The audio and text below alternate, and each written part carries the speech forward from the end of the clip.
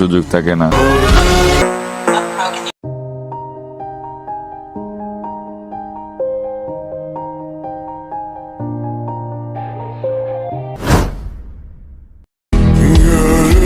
Free fire গেমটার সাথে দূরত্ব এমনভাবে বেড়েছে, উদাহরণস্বরূপ যখন কেউ কাউকে একতরফা ভালোবাসে, হাজার দেখার ইচ্ছা জাগলেও যেমন দেখার কোনো সুযোগ থাকে না, ঠিক তেমনি গেমটা খেলতে ইচ্ছে ঠিকই করে, কিন্তু দিন শেষে ঢোকারই কোনো সুযোগ থাকে না।